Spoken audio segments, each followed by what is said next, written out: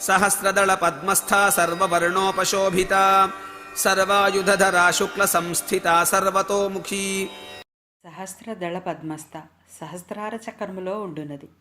షట్చక్రాలకు పైన బ్రహ్మరంధ్రం దగ్గర సహస్రార దళ పద్మం ఉంటుంది.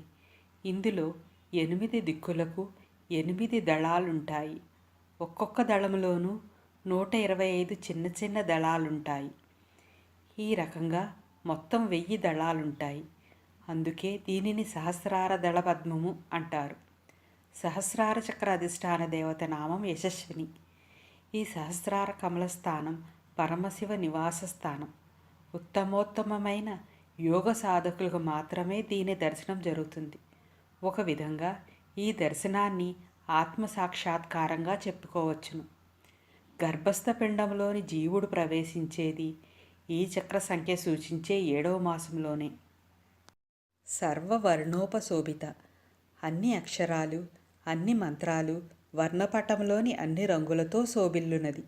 సహస్రదళ పద్మం యొక్క దళములయందు విశ్వంలో ఉండే అన్ని రంగులకు, ధ్వనులకు, వాంగ్మయ ప్రపంచంలో ఉండే అన్ని అక్షరాలకు సంబంధించిన బీజాలు ఉంటాయి.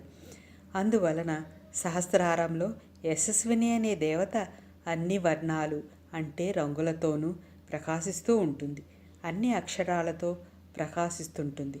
పైన చెప్పిన షట్చక్రాలలోనూ అక్షరాలు విడివిడిగా ఉంటాయి. కానీ ఇక్కడ ఆ నుండి క్ష వరకు అన్ని అక్షరాలు ఉంటాయి. సర్వాయుధధర అనంతమైన లేక అన్ని రకాల ఆయుధాలను ధరించి ఉండునది. ఇంతవరకు చెప్పిన చక్రాలలో దేవతలు తమ 4 చేతుల యందు ఆయుధాలను ధరించి ఉంటారు. కానీ ఇక్కడ ఉండేది పరమేశ్వరి. ఆవిడకు అనేక చేతులు ఉంటాయి. కాబట్టి అన్ని చేతుల యందు అన్ని రకాల ఆయుధాలను ధరించి ఉంటుంది. ఆమె చేతిలో లేని ఆయుధం లోకంలో లేనే లేదు.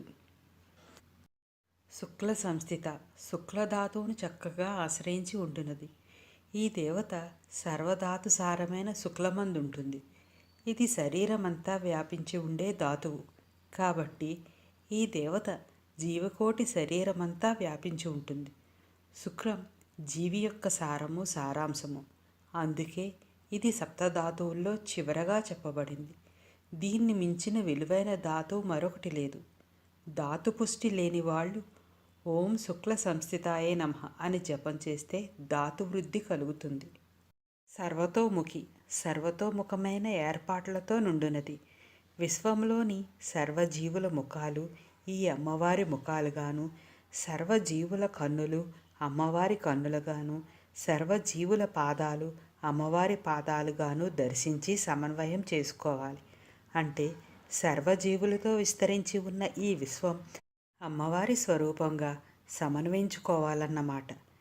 ఈ స్థితిలోని గర్భస్థ పిండం అన్ని అవయవాలతో ఉంటుంది. అప్పుడు పిండంలోకి జీవుడు ప్రవేశిస్తాడని అర్థం చేసుకోవాలి.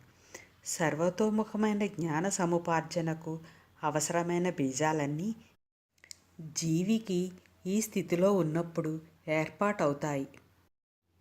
సహస్రదళ పద్మస్థా సర్వవర్ణోపశోభితా సర్వాయుధధరా శుక్ల సంస్థితా సర్వతోముఖీ. సర్వౌదన ప్రీత చిత్తా యాకిన్యంబా స్వరూపిణీ స్వాహా స్వధా మధిర్మేధా శృతి స్మృతిరణుత్తమా. సర్వోదన ప్రీత చిత్త అన్ని రకాల ఆహారములను ప్రీతితో స్వీకరించున్నది. సహస్రార కమల అధిష్టాన దేవత అయిన యశస్వినికి అన్ని రకాల ఆహారాలు ఇష్టమే. ప్రపంచంలోని వారందరూ ఆమె బిడ్డలే కాబట్టి వారు పెట్టినది ఏదైనా అమ్మవారు ఇష్టంగానే స్వీకరిస్తుంది.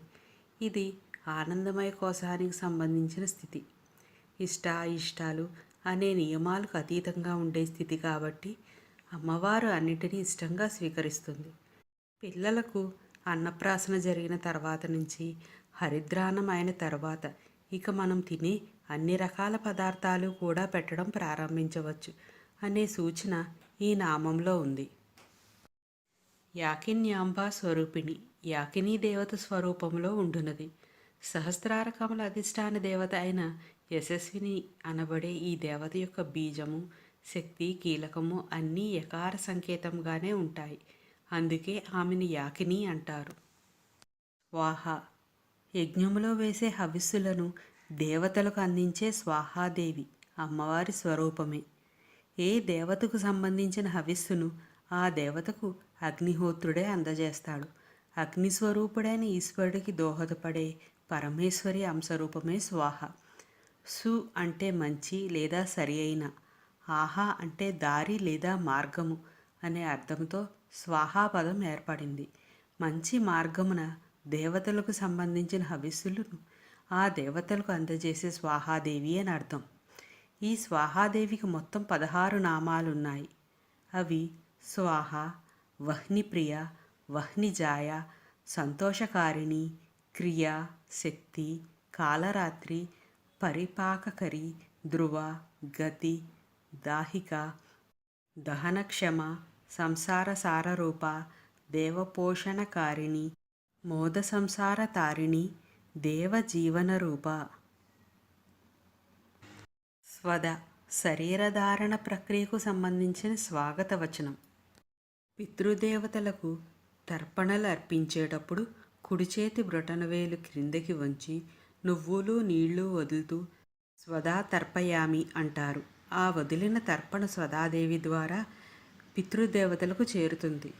జీవి శరీర ధారణకు, ఆ శరీరం ఆహారాన్ని స్వీకరించడానికి, దేహవృద్ధి జరగడానికి దోహదపడే శక్తులను పితృదేవతలు అంటారు.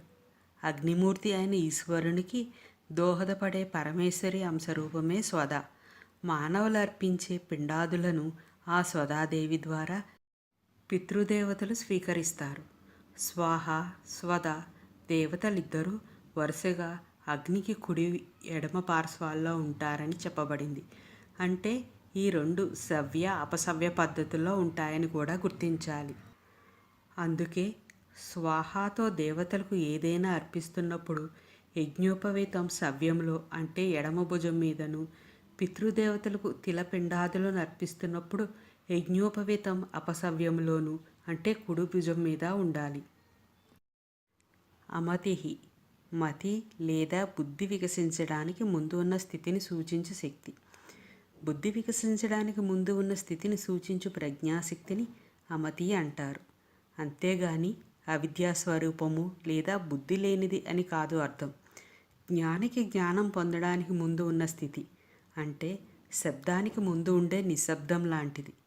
ఈ నామం మణిపూరక చక్ర అధిష్టాన దేవత అయిన అయోవస్థా వివర్జిత శక్తి దేవత యొక్క మంత్ర విశేషం. మేధ ఒక బుద్ధి విశేషాన్ని సూచిస్తుంది. మేధ అంటే బుద్ధి అని అర్థం. సకల శాస్త్ర సారమైనది మేధ. సర్వభూతాలయందు ఆ పరమేశ్వరి మేధా రూపంలో ఉన్నది. మతి వల్ల వచ్చిన దానిని మేధ అంటారు, లేదా ధారణాశక్తి గల బుద్ధిని మేధ అంటారు. తానే బ్రహ్మ అన్న విషయం గుర్తించడాన్ని మేధ అంటారు.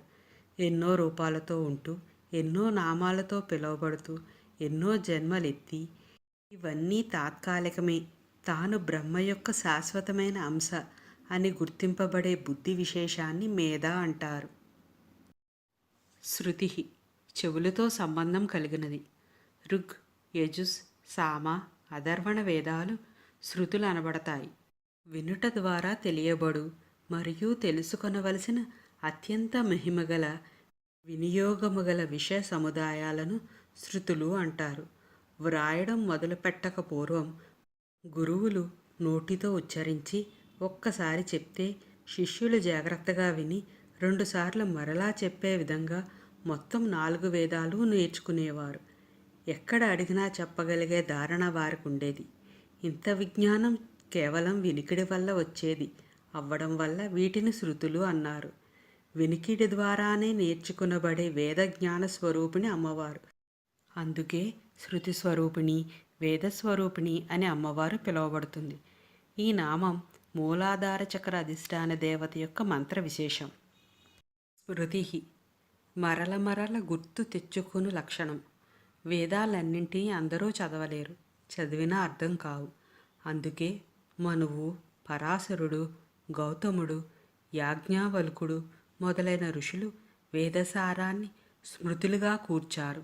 శ్రవణం ద్వారా తెలుసుకునేది వేదం. అయితే ఎల్లప్పుడూ స్మరిస్తూ స్మృతి పదములో ఉంచవలసినవి స్మృతులు. పరమ ప్రామాణికమైన వేదాలలోని విషయాలకు స్మృతులలోని తెలిపే విషయాలకు అభేదం. కాబట్టి స్మృతులకు కూడా శృతులకు ఉన్న ప్రాధాన్యము గౌరవము ఉన్నది. శృతులను ప్రాధాన్యంగా తీసుకునే వారిని శ్రోత్రియులని, స్మృతులను ప్రాధాన్యంగా తీసుకునే వారిని స్మార్తులు అని అంటారు. ఈ నామం ఆజ్ఞాచక్ర అధిష్టాన దేవత అయిన సిద్ధమాత యొక్క మంత్ర విశేషం. అనుత్తమ, తనను మించిన ఉత్తమ దైవం ఇంకొకరు లేనిది. సహస్రారంలో ఉండే దేవత యశస్విని. ఈమె యాకిని అనే పేరుతో పిలువబడుతుంది. ఈమె అనంతమైనది, శాశ్వతమైనది. దేవతలకు హవిస్సులర్పించే స్వాహాదేవి ఆమె. పితృదేవతలకు తర్పణలందించే స్వదాదేవి ఆమె. జగత్తుకు మూల కారణమైన మూల ప్రకృతి ఆమె. ఆ దేవతయే బుద్ధి, వేదమాత, శృతులు, స్మృతులు కూడా ఆమెయే. ఈ రకంగా ఆమె ఉత్తమమైనది. ఆమె కన్నా అధికులు గాని ఆమెతో సమానులు గాని లేరు. సర్వౌదన ప్రీత చిత్తా యాకిన్యంబా స్వరూపిణీ స్వాహా స్వధామధిర్మేధా శృతి స్మృతిరణుత్తమా.